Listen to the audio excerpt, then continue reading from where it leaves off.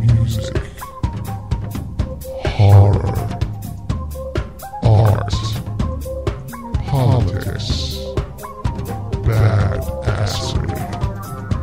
Welcome to Society 13.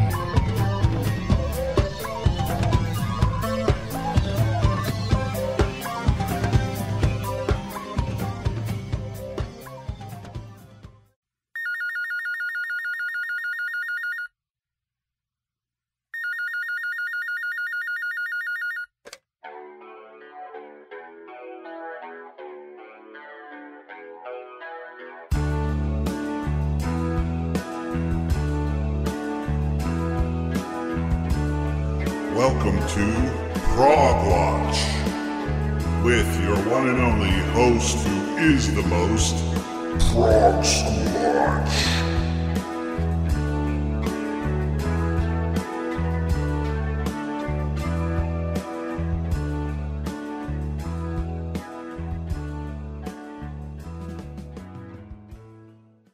Okay, welcome back to Prog-Watch. Once again, this is our 10th episode. And once again, I have my friend Dave Luddig sitting next to me. How you doing there today, Tim? I'm doing okay. How are you? I'm doing good, and for all our listeners at home, I have actually had a chance to listen to some of our podcasts. A lot of artists don't like watching themselves or listening to themselves. I have to apologize to all of you for not enunciating clearer, for mumbling too much. I'm a writer. We don't speak well. So my apologies. Hopefully for this one you won't have to hit rewind an awful lot or playback to see what the hell I'm saying. All right, so Dave has made a resolution. A conscious one, three months before the holidays. All right. So anyway, this week we have an interesting band out of Canada called the D Project. But first, a few preliminaries, as always.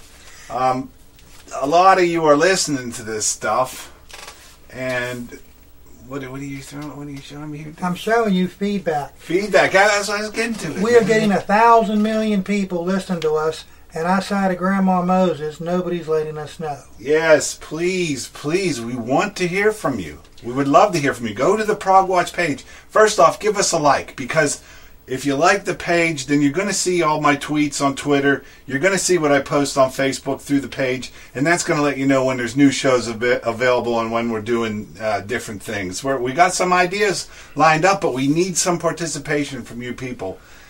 The bands themselves would like to hear from you. So whether it's coming through us where we can get feedback to them, whether you're going to their Facebook pages, their websites, they all have websites. Most of them have Facebook pages, except today's artist. Couldn't find a Facebook. No. He's got a MySpace page. Yeah. But not a Facebook page. But to make the show better for you and for the bands who are, from what I understand, have been very receptive. Yeah, they have. The bands have been pretty cool about it, and I'm getting in a little more exchange with some of these bands. We have some cool things coming up for the future. Some Q&A with some of the band members, even on a future episode here.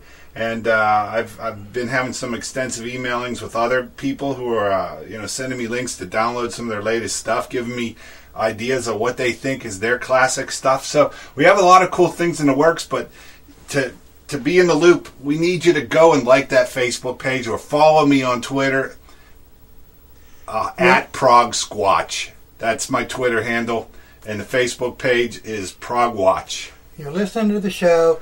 Takes you 3 seconds to type. You guys are great. You guys suck. Here's a question. Here's a question I might want you to ask for some of your future artists. Or here's a band that you should check out. Right. We'd love to hear all these kind of things from you. Right.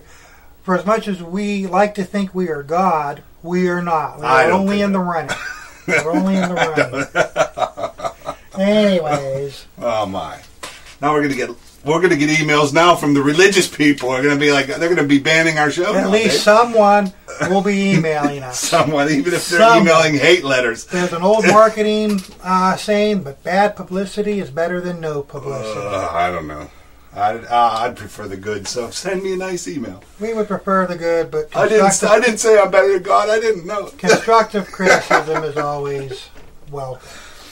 All right, well, I guess anyway, we'll probably get things rolling here, huh? Yeah, let's get it moving on today's show, Tom. Okay, so what we have this week is, as I said, a Canadian band, kind of a recording project maybe, that mainly revolves around one individual by the name of Stephane Debian. He is French-Canadian. And here in Pittsburgh, we know a little bit about French Canadians because we are hockey fans, and Mario Lemieux has welcomed the city of Pittsburgh since 1984 to the French Canadian language. Yeah, right on. So I'm sure he would, like a little nod out. Oh, boy, these guys are hockey fans. Stephane, maybe you'll like us, or maybe you'll hate us because you're probably a Canadian or Maple Leaf fan. Probably a Canadian fan, though. Hey, maybe Mario's listening. If you are Mario, go like our Facebook Exactly, page, Mario. man. Give us a thumbs up, too. I never thought about that. Hey, I have some nice wine, I hear you really like wine. Huh? We should open up some wine while we have our show. It could get really interesting. All right. But anyway, to get to the task at hand here, Stephane Debian was actually in a band called Sense, a progressive Canadian band, and he did a little side project back in 2006 was the first album. It was called Shimmering Light, and he assembled quite a cast of people to help him out on this. He's got a fellow on bass and stick who's really pretty good, named Mathieu, and a really good violin player on some of this stuff named Sandra Pullen. Dave, you were a fan of some of the violin work. I love the regular instruments. I've always loved acoustic guitar.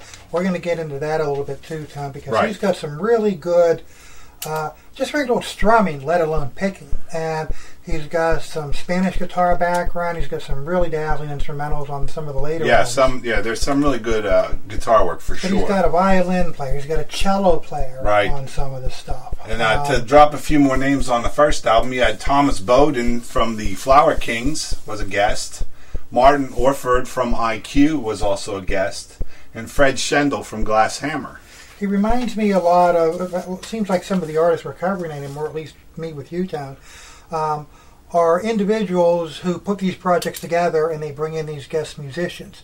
So, in some cases, we might be saying he when maybe we should be saying band, because Tony and I both know as musicians, the input of another band member, even though it might not go credited, other than he performed, it's just it's something that as an artist you have to trust the people you're playing with and their opinions, even though they might not get writing credits or anything like that. I've always been pretty good about trying to give those writing credits. When if someone plays a killer solo on one of my songs, I'm giving them credit. Which Stephane did on some of the later albums. He actually has individual notes on credits. Keyboard solo here on track 6, guitar solo here on track 9 or whatever it is. And again, we can cover that too. Right, we'll get to that. But first up, we're going to play something from the first album, which was released in 2006. The name of the album was Shimmering Lights. And the track that we're going to play is called What's Done Is Done, and then in parentheses, Rat. So here we go.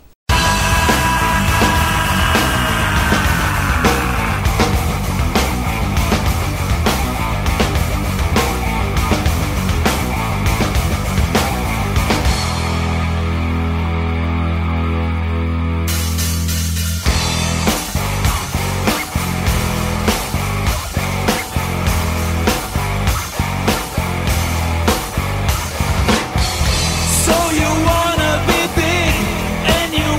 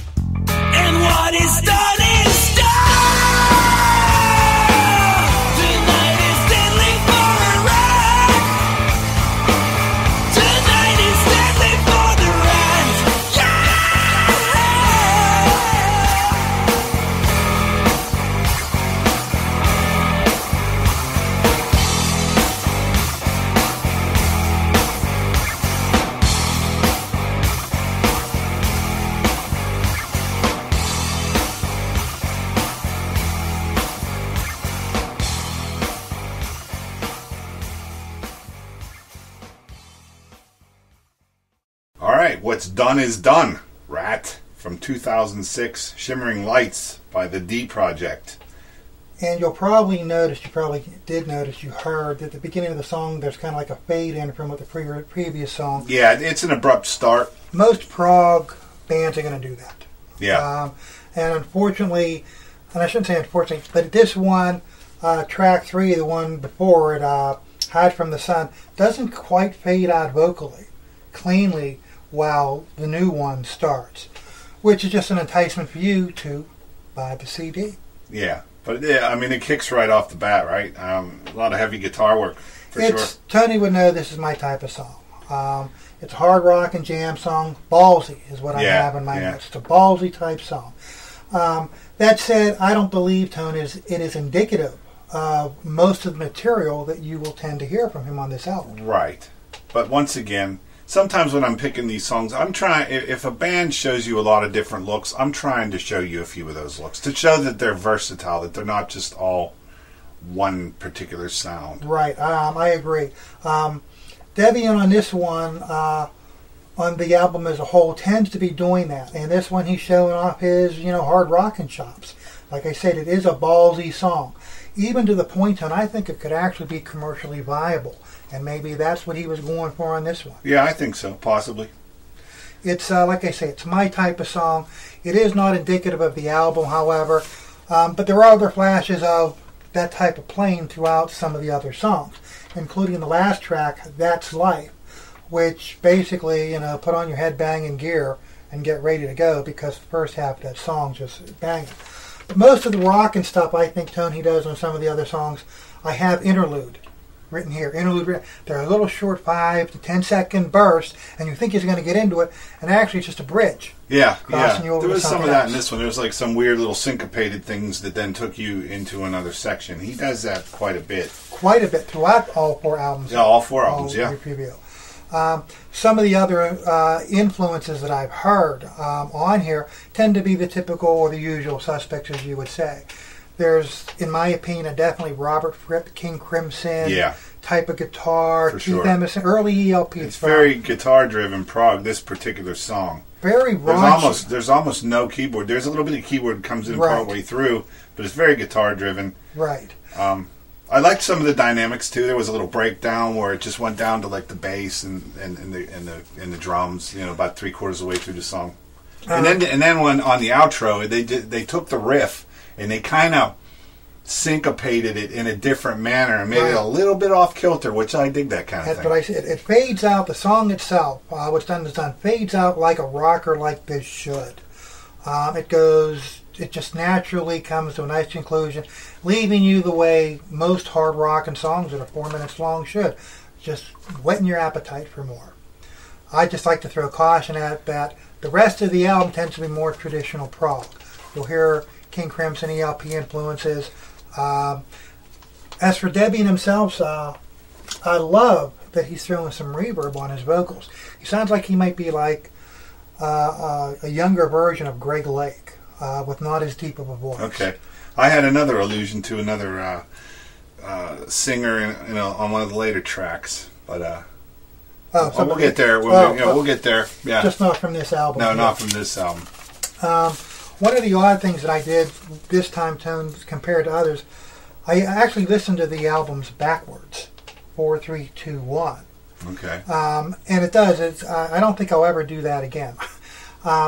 Tony and I were talking earlier this afternoon about how it's fun to watch these bands, nurture and grow, Evolve, and it's almost like your kids. You're watching them grow and evolve, and you see them in their awkward stages and their clumsy stages, and you see them as they grow and develop and refine their talents and become that 25-year-old adult that is ready to take on the world. We hope.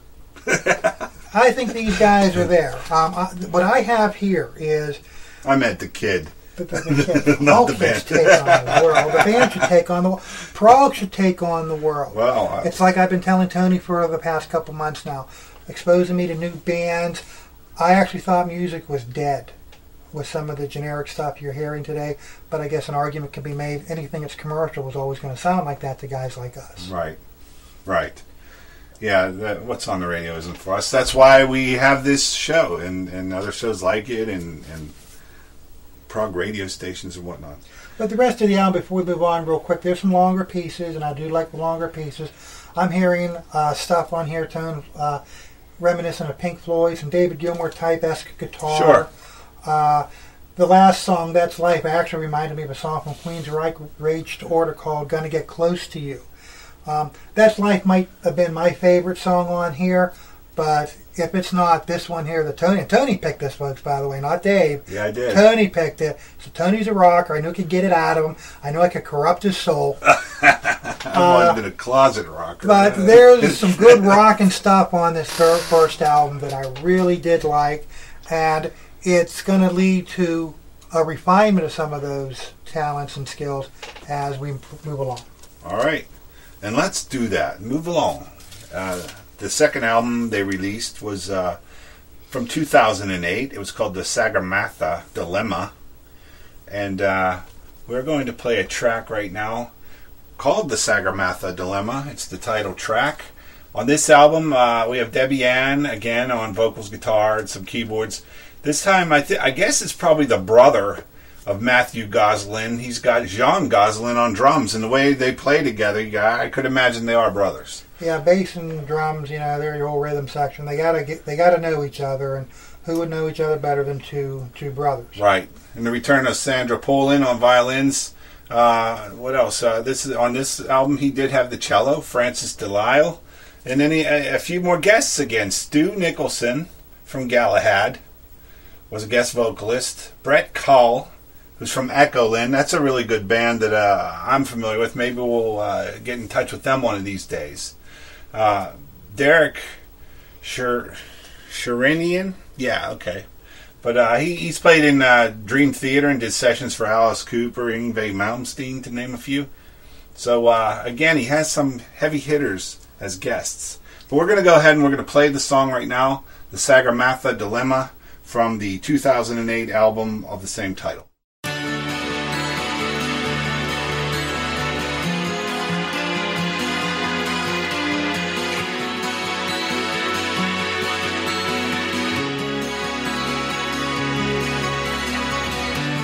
Can you see truth into a lie?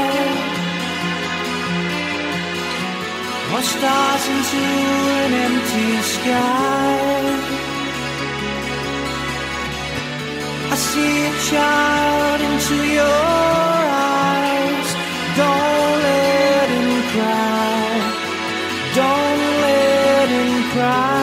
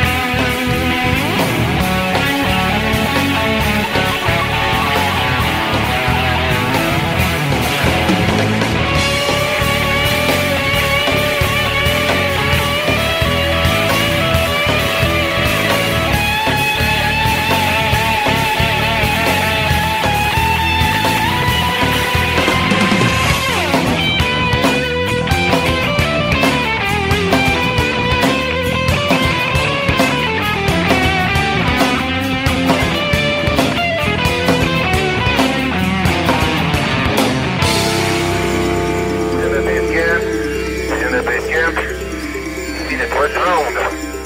Ouais, bienvenue, incroyable.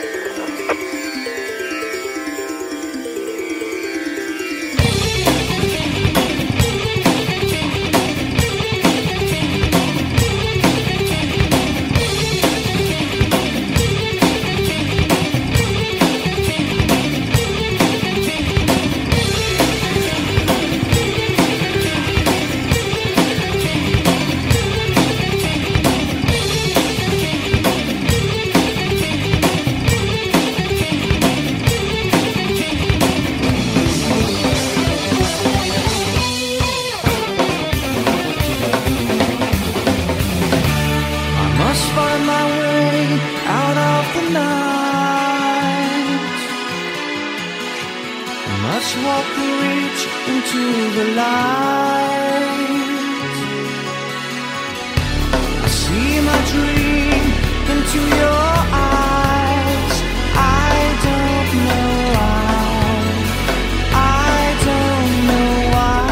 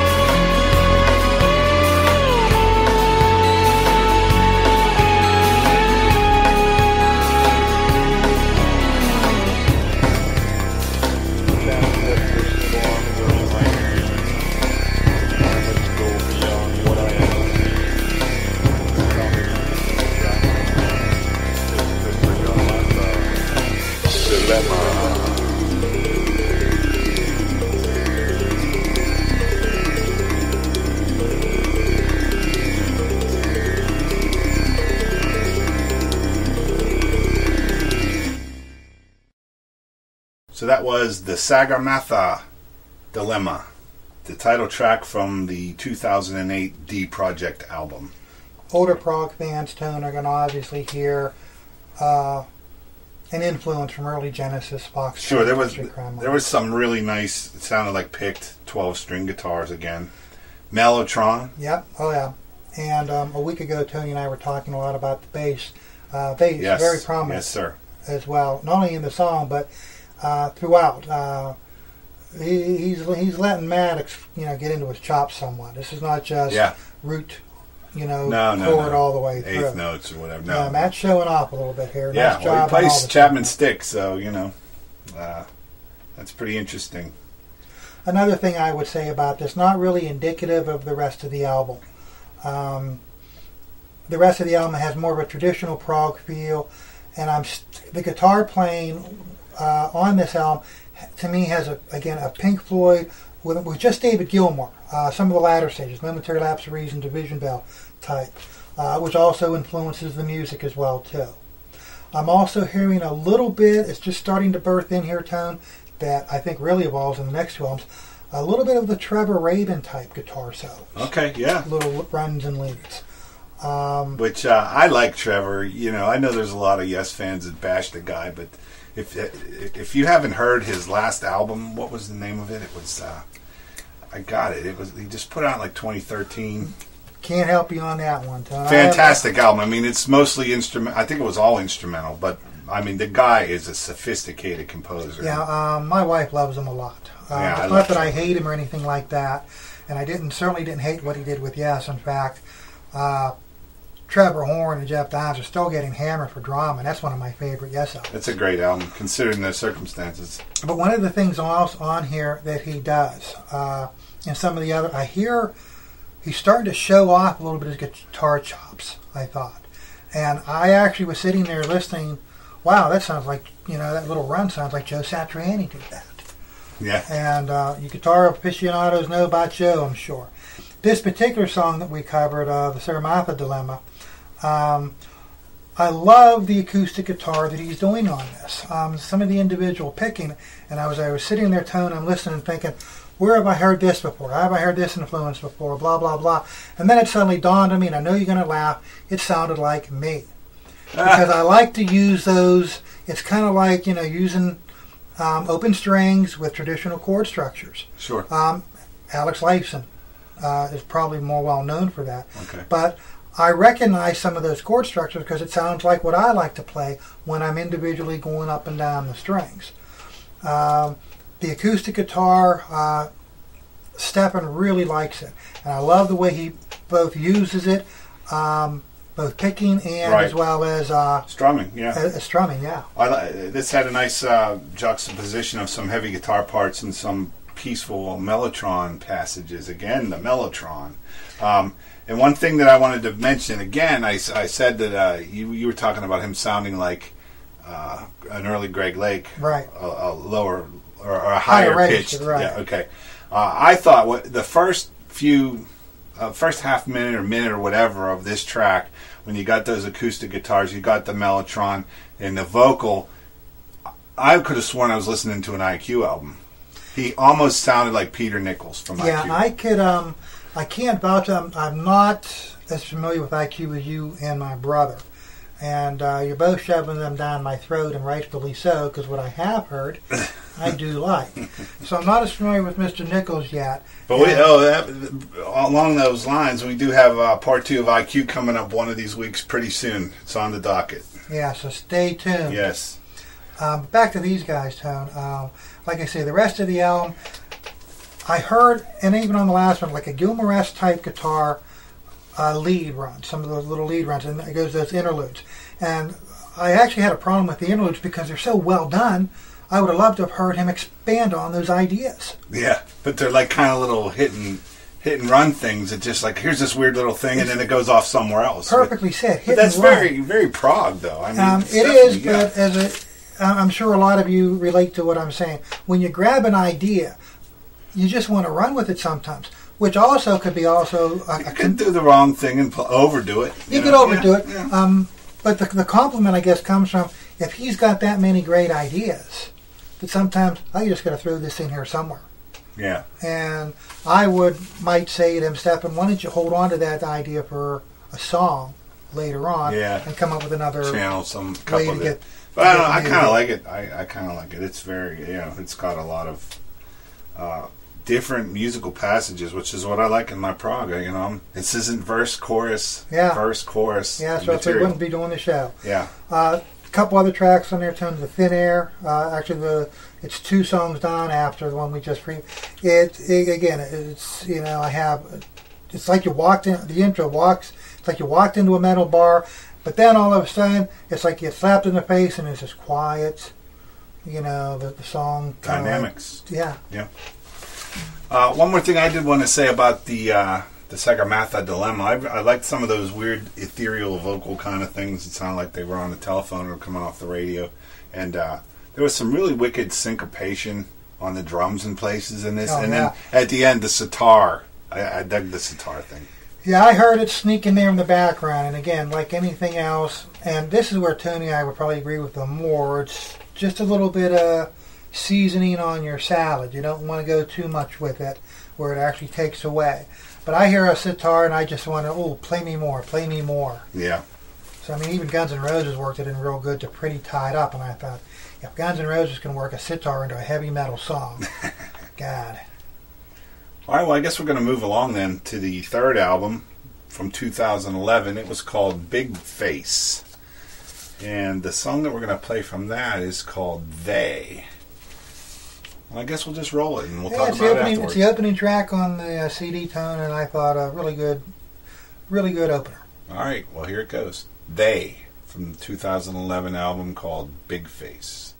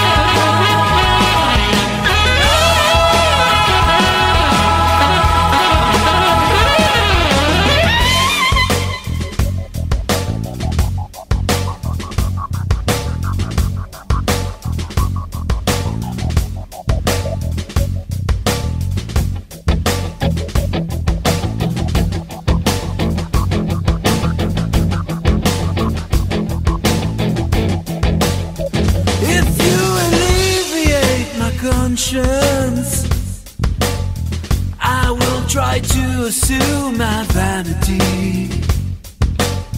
And if you tolerate my dissidence, I will drink to my futility. And then to you, maybe. And then to you, maybe. And then I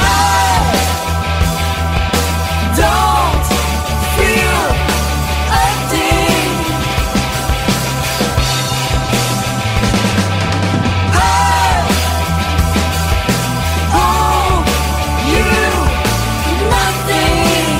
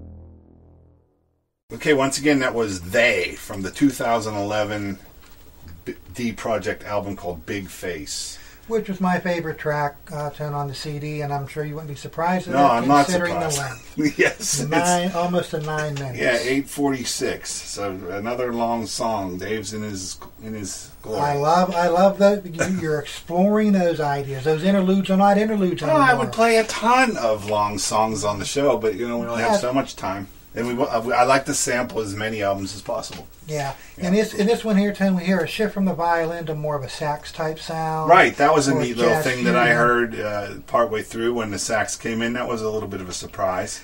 And I wonder if that had anything to do with Andy Jackson, who mastered the CD.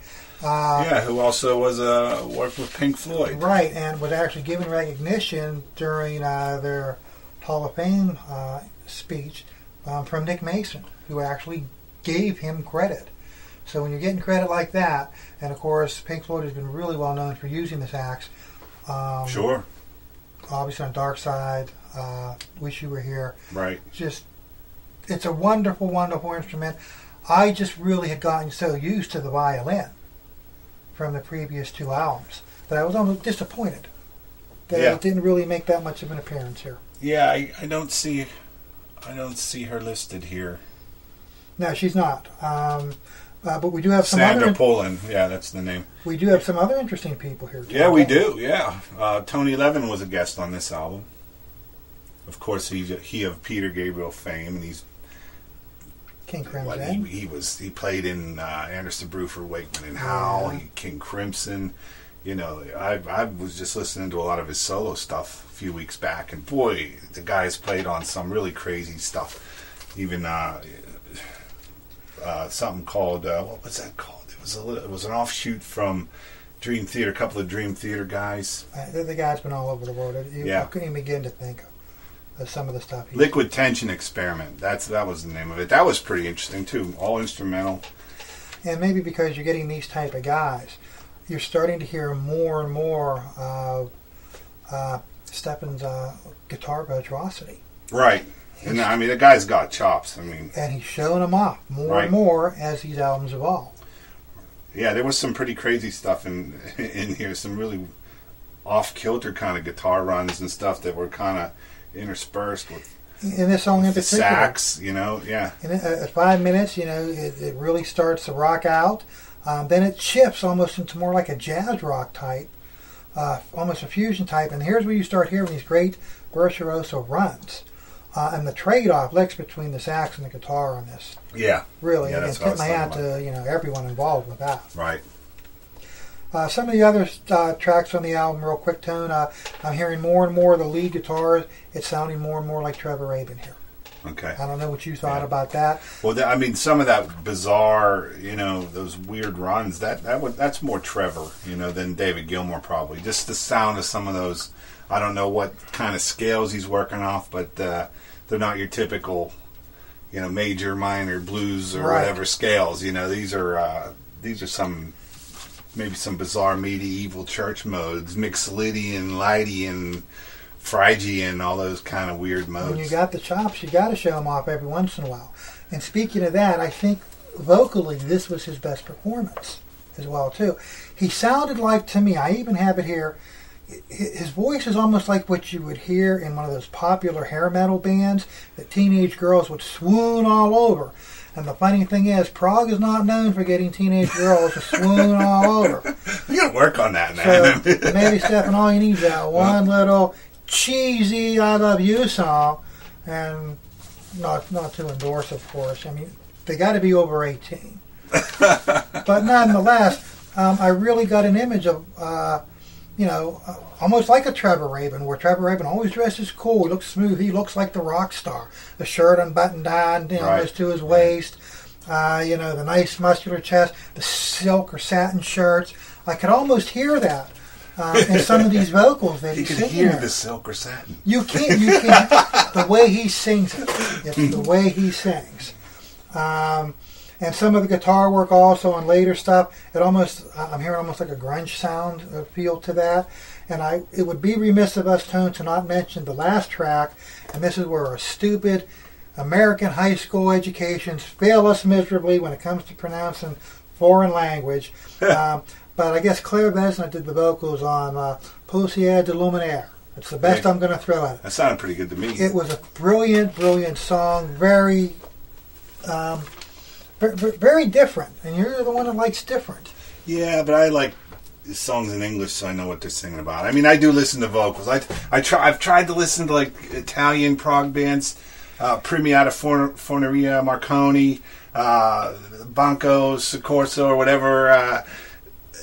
Great music, but I have a hard time when they're not singing in English. But I got to tell you real quick, a friend of mine from years ago that I knew married a girl from Germany. Her name was Helga. She was absolutely gorgeous. When they first met, he was stationed in Germany in the military. Their first date was actually a pre-date where they walked all the places they were going to have dinner that night. Then they actually had dinner. As I got to know her, because obviously she knew perfect English when she came to the States, I would ask her, because she loved music, how did you sing along with all those songs? And she says, we didn't understand what the words meant, but she could sing pretty much, because she was a big fan of Aerosmith. She could sing any Aerosmith song perfectly, even though she had no clue as to what she was saying. I guess I haven't listened to some of it enough then I mean, some of it sounds beautiful in Italian. Some of those Italian prog bands are fantastic, and I really want to revisit them and listen to them more, but it is the tough. emotion of the music. Yeah, but it's tough. It's tough. I like to know some words to hang. Okay, some Mr. concepts Lyrics on. guy, and I'm Yeah, one that doesn't I go guess for I know. lyrics. Tell me what some of these lyrics are about on these 4 albums. I here. don't know. Exactly. All you people in countries where English is not your number one language, send us nasty emails about Tony. Kind of like saying, it's got to be in English or I don't really want to bother with it.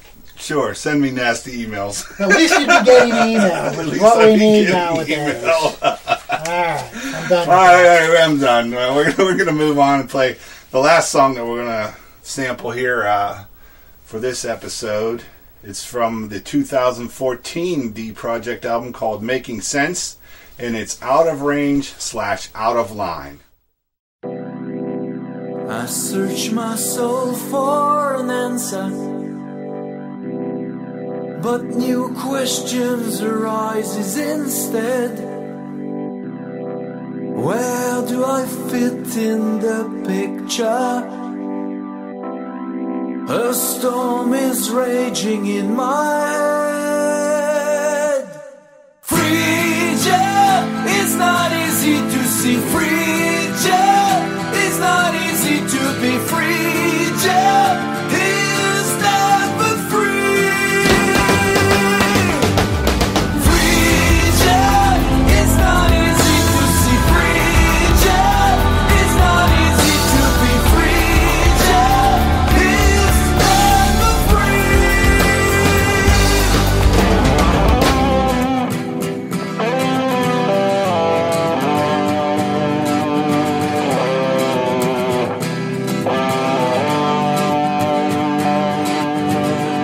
I wish you were here by my side, holding my head above the water. The water's deep and the river's wide, and the current is getting stronger. Freedom is not easy to see. Freedom is not easy to be. Freedom is never free. Freedom is not easy to see. Freedom is not easy to be. Freedom is never free.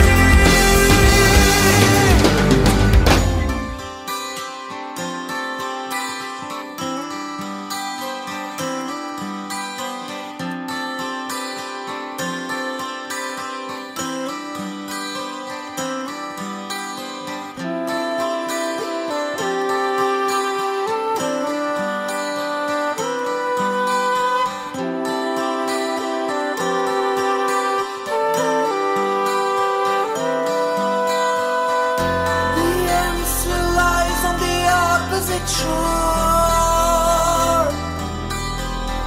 so far and out of range, so far and out of range.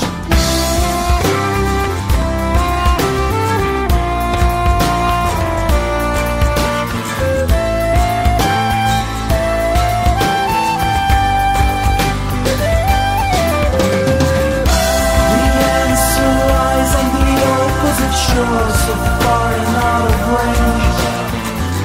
My heart aches and my body is sore. The truth is bound to change.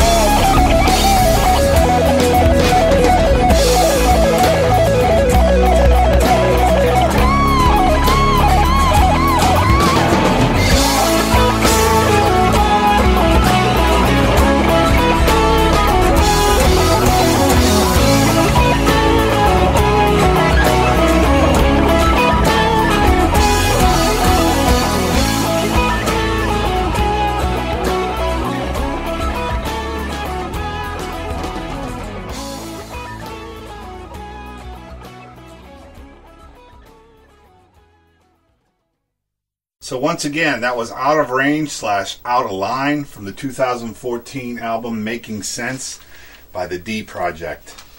And again, Tone, you can tell everybody what I think about this. At 9:34. 9:34, okay, it's a nice long one. But there's some really good stuff in here too. I think as he's gone He shreds on this song. He shreds, but it's the acoustic guitar and the use of it, as well as, I mean, you're talking about some of the shredding stuff he does.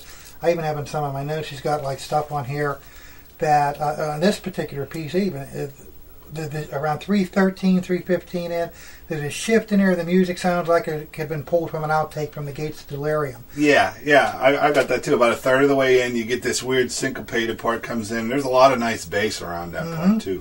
It sounds like Steve Howe and Trevor Rabin were meshed into one. Some of the lead runs and some of the tasteful stuff that Rabin is known for as well. But I love the acoustic guitars. And the dynamics, again, quieter acoustics, then you got it's juxtaposed with some really intense and dense, lush, thick musical passages.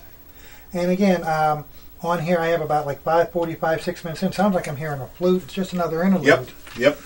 But some the flute thing did about appear that, on this. I don't know if it was real flute or not. Right, and we talked about this again earlier today, Tom, before we went on air, that the real instruments like the violin, like the cello, and if it is flute, I don't doubt that it isn't real because all the other instruments were. Right, but I don't see a flute player credited on the credits. But I didn't see a sax player credited. No, I didn't either. So, but where I'm going with this is some of the early bands that we always like growing up in Prague, is here in America, Kansas, for example. Yes. Violins all over the place with some of their stuff. Jethro Tull with the flute. Yes, absolutely. Of course, cannot tip their hat to Ian Anderson. Right. I think there's something to be said about the real instrument rather than it being created artificially with a keyboard or a synthesizer. Yeah, but I don't see a flute player, so I don't know, I'm not saying it sounds bad. It's just, it's the difference between maybe a CD that you actually buy and something that's downloaded on an MP3. Maybe only the really audiophiles are going to hear the difference. Maybe. But I like my instruments real. Yeah. I like my guitars acoustic. Well, I do kind of like the Mellotron flute sound. That's kind of become a classic sound in prog music. It's its own unique sound. I agree. But I wanted to get a shout out to those guys, and of course the fact that Stephane had these guys on who play violin, the girl, of course, and guys who play these instruments. Cello, flute, maybe flute. I think. It's a lost art, and just like I think with it's easy to call up a lot of great sounds these days on samples. Yeah, I remember a great Pete Townsend quote once from years ago when they were asking about, why do you even play an acoustic guitar? He said, well, you're stuck at C. You can't plug in. What are you going to play? I just love the acoustic guitar. I love the way it sounds here. I love the way he's playing it here. Sure, yeah. And he's got that instrumental on one of the earlier albums, Recess. Yeah, that was a neat song. Really, again, a little short song. That was on the first album. For as much as you guys might have heard me complain about the short songs, this is the first band I've actually heard short songs where I thought in some cases are ahead of the longer pieces. Okay. So a little credit where it's due department here. Mathieu Gosselin and Jean Gosselin once again laying down some wicked rhythm section. And on this one he had Sean Filkins, ex Big Big Train, was a guest. I don't think I saw that. I saw that on some of the credits. So anyway, did you have any other thoughts here? The only thing that I can't harp on enough, and it to me, and I understand what you're saying, Tone, and Stephane, you're probably going to say, well, yes, I agree with Tony as well too, but some of your interludes are just brilliant ideas unto themselves. Could you imagine? Could be expanded out. If Keith Richards took the lick to, Satisfaction and just used it as an interlude? You got some great ideas here, dude, that I think you can expand upon. And I think they're so good that when you introduce them, it's okay to take the song in that direction for a minute or two if that's where you want to go to expand it. But to just keep it as like a couple seconds, and you really start to get into it, and all of a sudden, gone. It's gone, yeah. And it's not. Yeah. And the segue, it's not even like we're going from across the bridge to Atlanta. It's like we're falling off a bridge into nowhere. It must be great to have copious ideas falling out of your ass, basically, like that. I mean, that's a big word, Tom. Copious. Copious. Copious ideas. I'm a writer, and I would be grasping at straws on that one. Now, I think, and one of the things we touched, probably the biggest thing we touched upon earlier today, Tone, is I don't think we've heard this guy's best yet. No, I don't think we've heard the best from D Project either. They're definitely honing their sound and getting better with each album, I think. But I think they're on the brink of a breakthrough, maybe. A big breakthrough. That one song or that one album that's going to bring all these elements together is just a wonderful, where when you put it on, you have to play the whole album because you just can't play one song. Because Right. the whole album, it's like Dark Side of the Moon. You can't play one song. You have to play the whole thing. And I think the analogy we made earlier, Tony, is if you're climbing up the mountain, he is almost at the peak. Yep. And that's not to downplay what he's done. We're not criticizing No, what he's I done. like it. I like the It's D Project. really good stuff. My favorite album actually was the second one. Yeah. Um, Sagarmatha. and he's kind of tightened everything up, and I kind of like that, some of the stuff that I heard on there, but he kind of tightened everything up, and I'm waiting for that next release. This one was just released in Yeah, June yeah. 2014, so it's probably going to be a while. Yeah, it's going to be a little while. Sure, he's resting up, and But hopefully, well, if he's got that many great ideas, like if we're he's got saying that, here. yeah, they're just dying to get out of you. Do a double album. Sure, yeah. Expand some of the ideas into full songs, The instead CDs of just having it be a 20 seconds. And the of this CDs, and- Tone, were only 45 to 15 minutes long. We're used to 60 minutes or more. Yeah. There's some time there, dude. Well, I'm not a fan of length for length's sake. When they first came out with CDs, I think there was a lot of weak albums were put out because they just wanted to have 75 or 70 minutes worth of I music. still think there is. There's little, like a minute of a radio, show from 1930. Who cares? Well, it's cool to have, like, when they put extra tracks on an old album to try to get you to buy it again, of course. But, I don't know. Like, I thought, like, back in the 90s, like, Super Unknown by Soundgarden was a pretty damn good album, the first half of it. But then, like, near the end of it, I just kind of lost it. It just seemed like they were just putting it on just because they could. They had this much space, and maybe I think I might have liked it better as an album and listened to it all the way through more often if they would have, paired out a couple of those last few songs and tightened it up and saved them for a compilation down the road or something. Yeah, there were 14 on that, and to what you're saying as a writer, I always laugh when books come out. To use a quick example, and then we got to run. Yeah, we do. Stephen King's The Stand was originally like 1,100 pages when it was first published. The editors took it down to 800. I know it pissed King off something fierce. Yeah. But when they republished the book after, he became big Stephen King and the movies did well, a friend of mine, she says, well, aren't you going to buy it? And I says, no. The reason is there's a reason why those 300 pages were taken out. Yeah. Sometimes editing makes your album music, Tighter. writing Everything tighter is, and better. And I can speak a couple of the scripts I'm trying to market and sell. You write them, they end up being 175 to 200 pages long. You got to get them down to 110, and it sucks. You artists know it sucks cutting that stuff down. Yeah. But in the end, Probably one of the hardest things to do. Yeah, you're a musician, you know the tone. You look at your stuff, but in the end, it becomes such an improved product that down the road you can't even remember what you took out. Yeah. Sometimes it helps to have an objective person on the Exactly. outside checking it out too. Which is why when you read interviews, a lot of times they always say they want to kill their producer. No, Yeah. we don't want to take that on. Well, anyway, we did ramble on a bit this time, didn't we, Dave? Yeah, but you know what? Sometimes, you got to do what you got to do. It is what it is. Right. When But, I got a band like D Project, they're climbing up the ladder. Yeah. They're getting climbing near the up top. ladder. Yeah. I hope you all agree. Buy the stuff. Yeah, Check buy them it. out on. They have a webpage. website, yeah, and you can buy all their stuff there. The D Project. Yeah, And check them out. And you people in the North American continent, they're one of us. yeah, they're one of us. They're Canadians. They're from the Great White North there. Anyway, I guess we're going to sign off, but one last thing. I want to say it again. Go like it on Facebook, Prog-Watch, and follow me on Twitter, one or the other. That way you'll get to hear when I have news, when there's new shows coming out. Do both. And one of the things that Tony said, Tony actually puts together little compilations for YouTube where you can actually sit and listen and watch some of the clips. And Tony even got from our last show with Comedy of Errors. He got some new band pictures that he'll be able to put up. Right. So look for that coming out this week, maybe. I know it would be the week before. Actually, we're all screwed up now. But anyway, we're old. We can't keep track of time. It's all just flying by, getting behind us. What happens when you're old? Anyway, we'll sign off and say keep progging. Thanks for listening. Have a good one, folks.